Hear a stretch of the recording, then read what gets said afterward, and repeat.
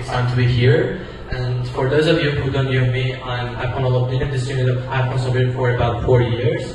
And as you can see here, the topic of my presentation is the universe, and I've divided my presentation into 6 main parts.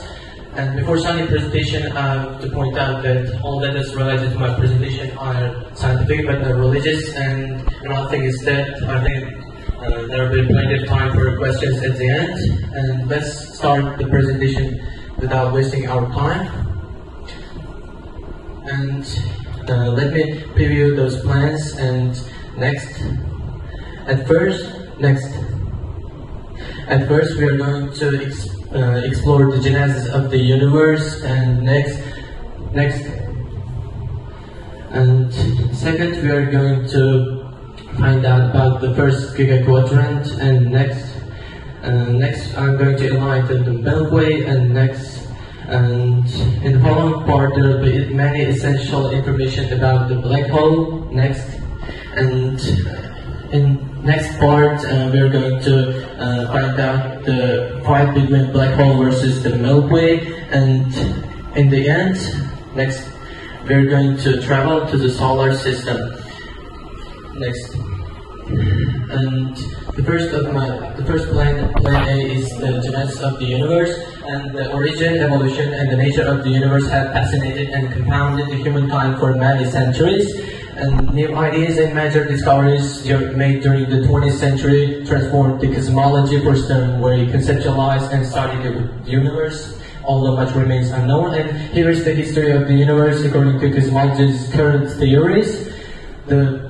Around 30.8 billion years ago, the universe expanded faster than the speed of light for a fraction of a second, a period called the cosmic inflation, but scientists aren't sure that when inflation came and what powered it. When the cosmic inflation stopped, the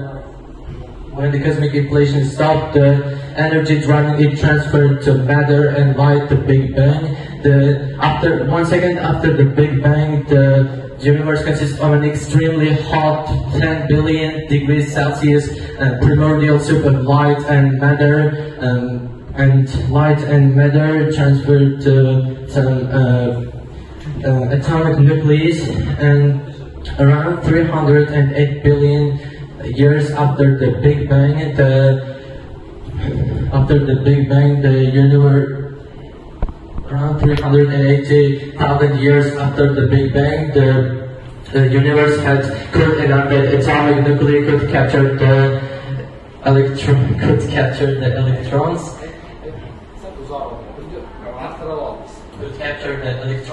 And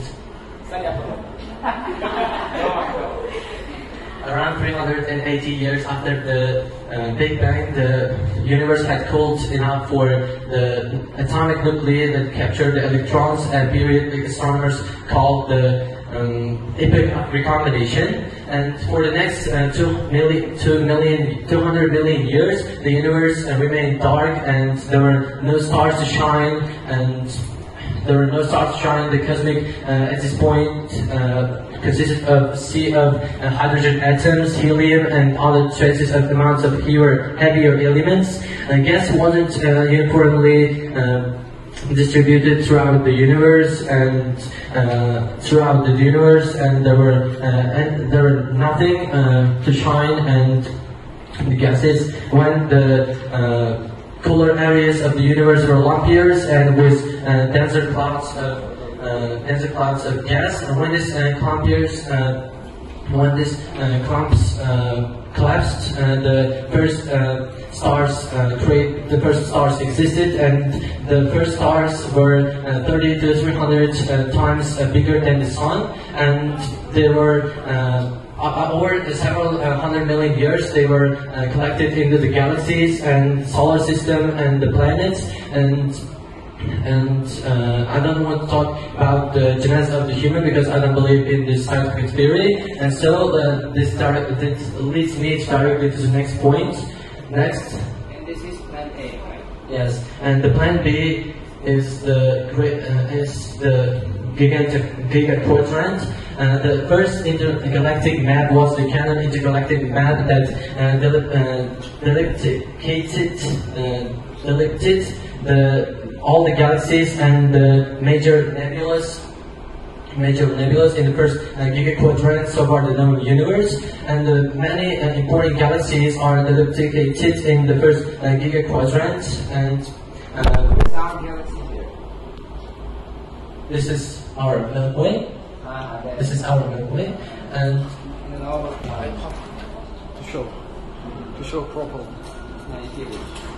this is our Milky Way, and among them all galaxies of Centrus spiral, and Azella galaxy, and Andromeda galaxy, and Caesarea galaxy, and galaxies like that. How many galaxies were discovered so far? More than 2 billion. More than 2 billion.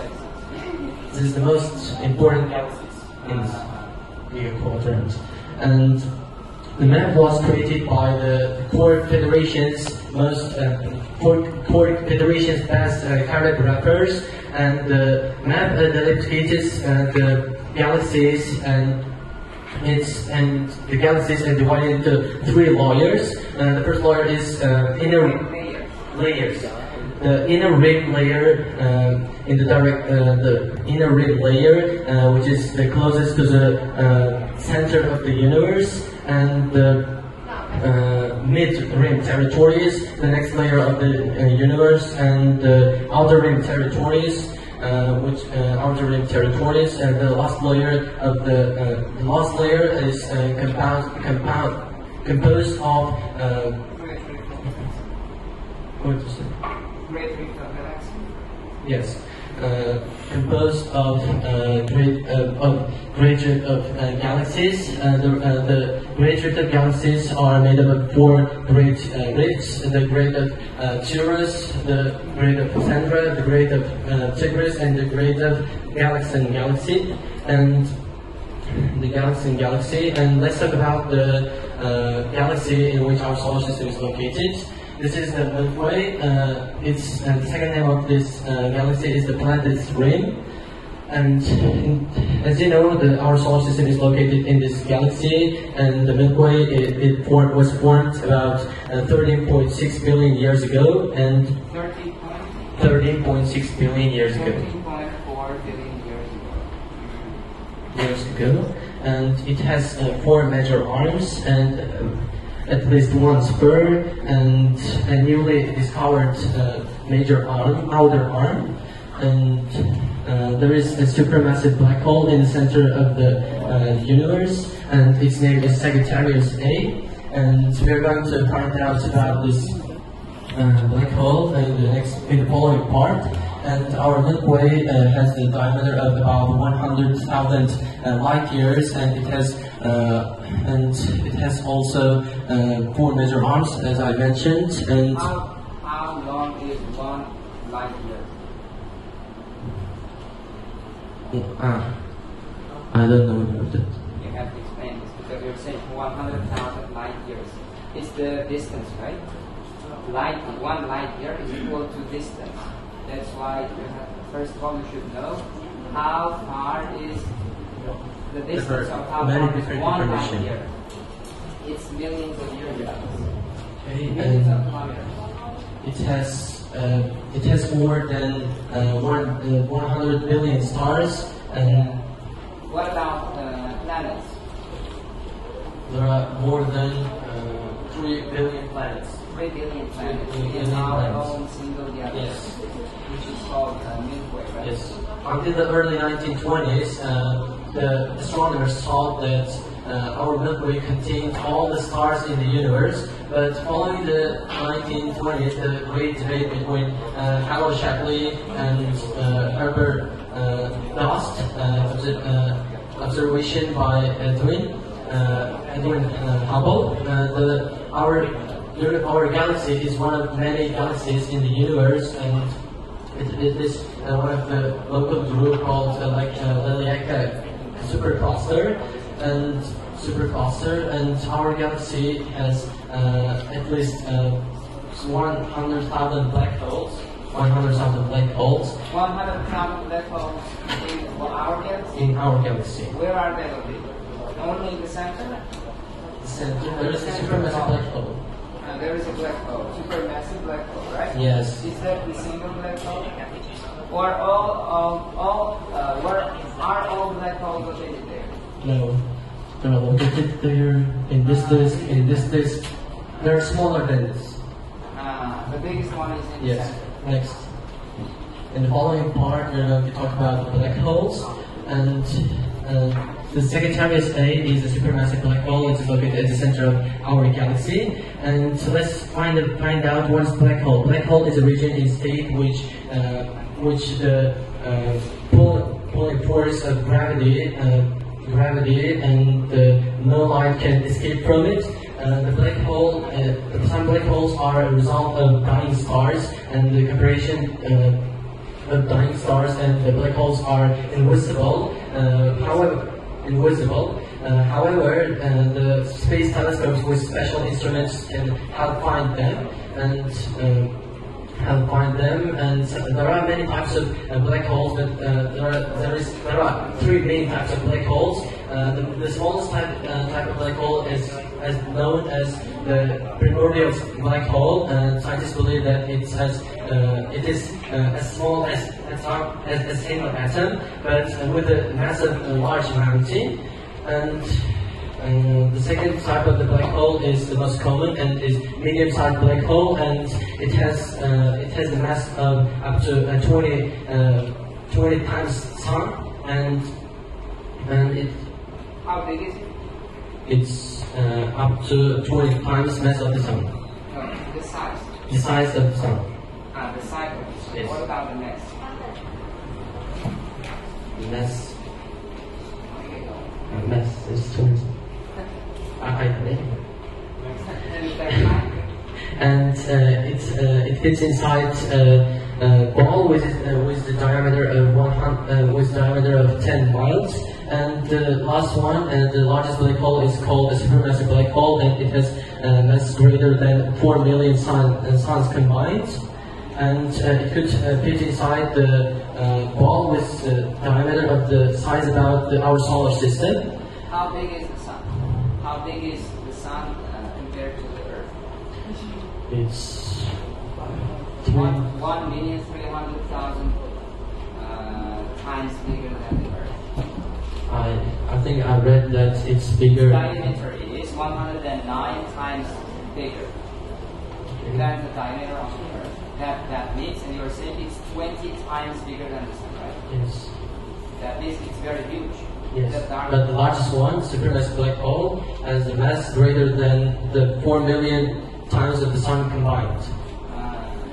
And it could fit inside the ball with diameter of the size about our solar system. And let's imagine, can this black hole destroy or swallow our solar system or our Milky Way? How are they formed? How are black holes formed? How do they form?